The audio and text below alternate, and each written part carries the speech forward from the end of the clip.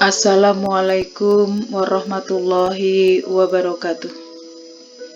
Anak-anak, selamat bertemu dalam pelajaran pendidikan agama Islam dan budi pekerti kelas 9 semester pertama. Materi kali ini adalah tentang Al-Quran surat Az-Zumar ayat 53 dan surat An-Najm ayat 39 sampai 42. Adapun tujuan pembelajaran pada pertemuan kali ini adalah yang pertama, menyenangi membaca Al-Quran. Yang kedua, menghayati perilaku optimis dan ikhtiar dalam meraih cita-cita yang diharapkan. Yang ketiga, menjelaskan makna isi kandungan Al-Quran surat Az-Zumar ayat 53 dan Al-Quran surat An-Najm ayat 39 hingga 42. Dan yang terakhir, membaca Al-Quran surat Az-Zumar ayat 53 dan An-Najm ayat 39 hingga 42. Anak-anak, sebelum kita melanjutkan membaca Al-Quran surat Az-Zumar, mari kita perhatikan kisah tentang ikhtiar pertama apabila seorang muslim sakit. Kisah ini adalah kisah yang bersumber dari Tanah Suci Mekah, di mana ada seorang dokter yang membuka klinik pengobatan. Begini kisahnya. Ada seorang dokter membuka klinik di Tanah Suci. Selama 6 bulan, ketika dia praktek, tidak ada seorang pasien pun yang datang untuk berobat. Hingga beliau merasa heran, apakah orang-orang di sini tidak pernah sakit? Akhirnya, beliau temukan jawabannya. Bila kami sakit, ikhtiar pertama yang kami lakukan adalah sholat 2 rakaat dan memohon kepada Allah Subhanahu wa Ta'ala, insya Allah sembuh dengan izin dan kasih sayangnya. Kalau belum sembuh, kami lakukan cara kedua, yaitu dengan membaca surat Al-Fatihah dan surat-surat lain. Kemudian ditiupkan pada air dan diminum. Dan alhamdulillah kami akan sehat. Tapi kalau belum sehat juga, kami lakukan ikhtiar yang ketiga, yaitu bersedekah, dengan niat mendapatkan pahala kebaikan dan dijadikan jalan penyembuh bagi sakit kami. Insya Allah akan sembuh. Kalau tidak sembuh juga, kami akan tempuh ikhtiar yang keempat, yaitu banyak-banyak beristighfar untuk bertobat.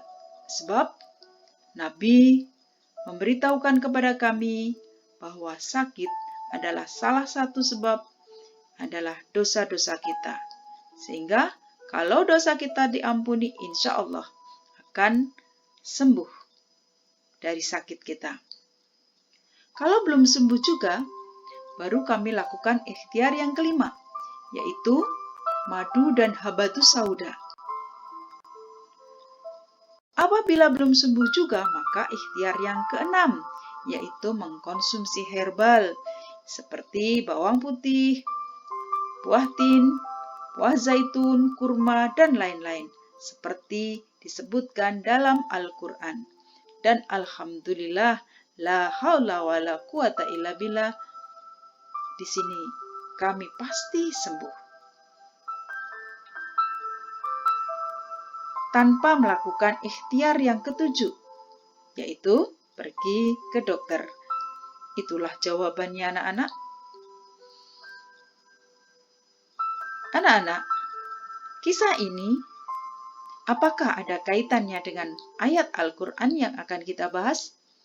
Tentu saja ada. Kita sebagai manusia diperintahkan oleh Allah untuk selalu berpikiran positif. dan kemudian dilanjutkan dengan ikhtiar. Dalam kisah ini, banyak sekali usaha yang dilakukan manusia untuk mendapatkan sebuah kesembuhan dari sakitnya. Kita lanjutkan anak-anak, membahas tentang Al-Quran surat Az-Zumar ayat 53.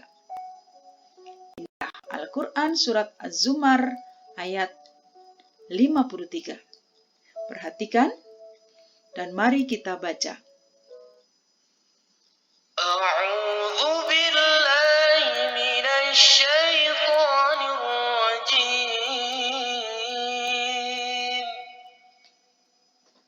Bismillahirrahmanirrahim. Qul ya ibadiyalladzina asrafu ala anfusihim la taqnatu min rahmatillah. Innallaha yaghfirudz dzunuba jami'an. Innahu huwal ghafurur rahim. Shadaqallahul azim. Demikian anak-anak, bacaan Al-Quran surat Az-Zumar ayat 53. Perhatikan sekali lagi dan mari kita ikuti bacaan Al-Quran surat Az-Zumar ayat 53. A'udzu billahi minasy syaithanir rajim. Bismillahirrahmanirrahim. Qul ya ibadiyalladzina asrafu ala anfusihim la taqnatu min rahmatillah.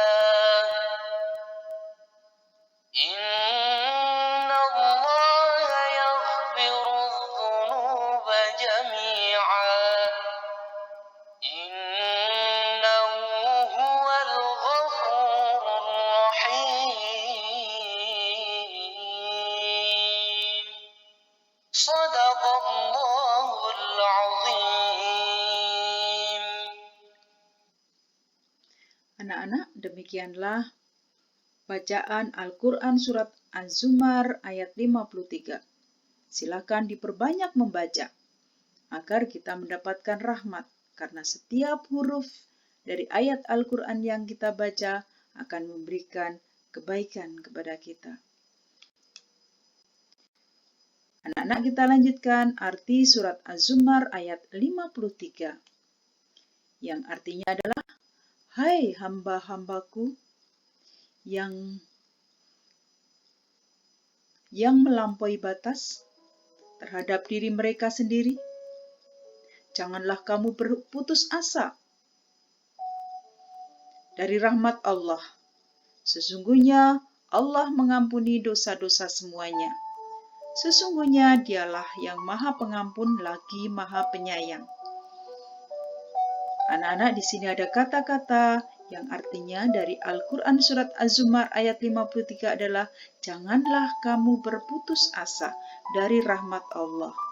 Artinya kita disuruh untuk selalu berpikiran yang positif atau bersikap optimis. Kita lanjutkan anak-anak, kosakata dari Al-Quran surat Az-Zumar ayat 53. Kul, katakanlah, ya ibadiyah, wahai hamba-hambaku, alladzina, orang-orang yang, asrofu, mereka melampaui, ala, atas, anfusihim, diri mereka sendiri. La, jangan. Taknatu, kalian berputus asa. Min, dari rahmatillah, rahmat Allah. Innallaha, sesungguhnya Allah, yaghfiru, dia mengampuni, dunuba, dosa-dosa, jami'a, semuanya.